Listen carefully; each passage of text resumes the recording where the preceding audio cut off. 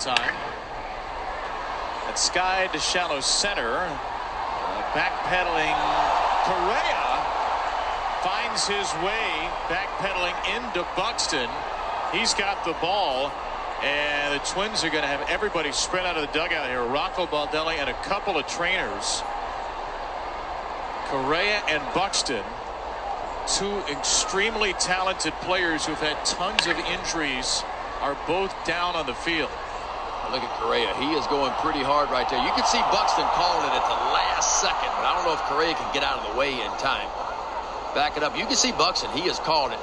And I'm going to tell you what they teach, KB. I was in spring training this year. What they teach. They teach the outfielders to stay up and the infielders to go low. That's what everybody across Major League Baseball teaches on plays like that, to try to avoid a collision up top with head on head.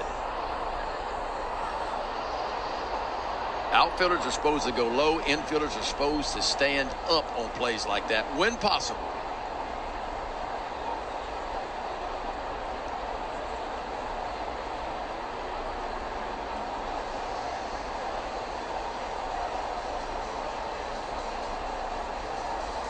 So Buxton makes the catch, slams into Correa, and then you can see the head collision, the back of Correa's head with the side of Buxton's.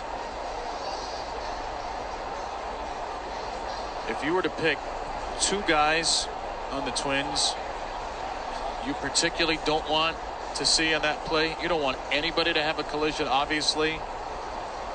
These are the two. If you're a Twins fan, if you're a Twins player, if you're a Twins coach, these are probably the two guys you worry about the most. Buxton, who's had all kinds of surgeries and has only played more than 102 games once in his career. Correa, only 86 games last year. Wrist issues, foot issues. And they're still hanging out here in center field. That looks like Correa now up on his feet. Buxton is still down on his knees.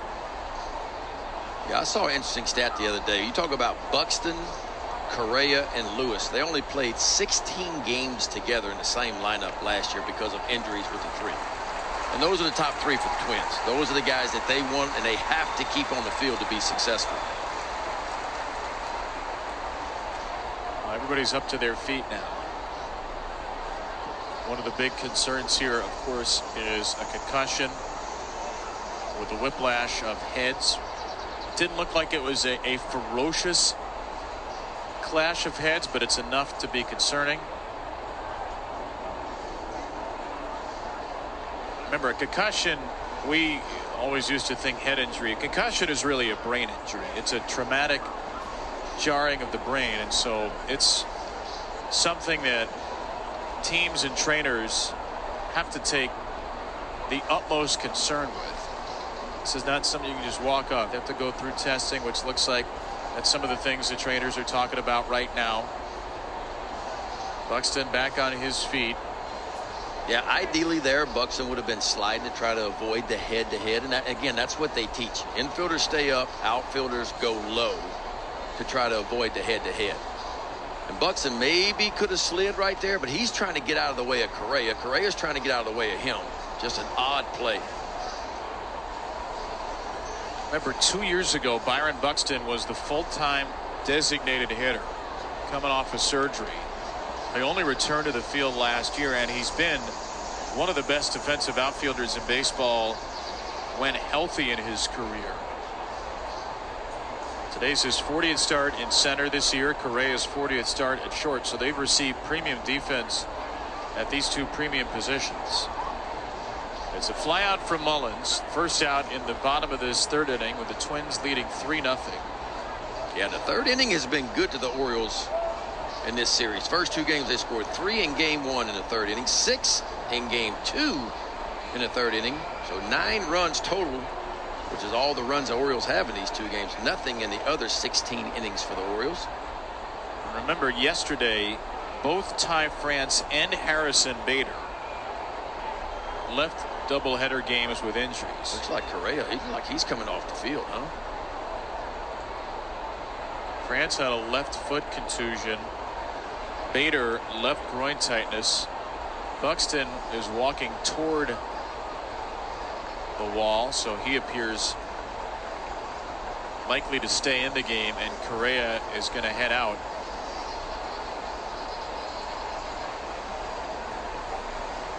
Again, it looked like a very late call by BYRON Buxton.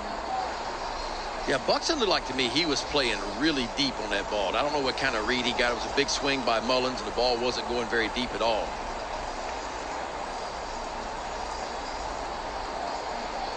So the Twins lose their third player in as many games in the series as Carlos Correa exits after a collision with BYRON Buxton.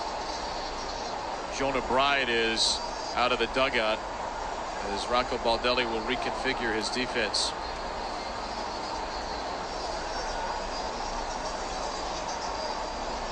Very scary moment. Correa's been dealing with left wrist soreness this year,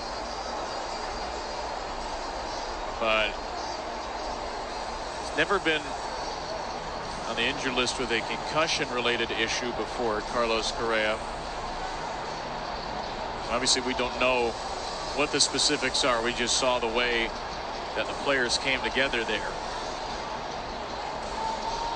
So Buxton's going to stay in the game at center. Chris Paddock in the middle of all this has thrown a few warm-up pitches to try to stay hot. All right, what's going to be the infield configuration here? Looks like Clemens is going to second. Yeah, Brooks Lee will go over to short. Lewis to third. Jonah Bride to first. So Lewis stays at third.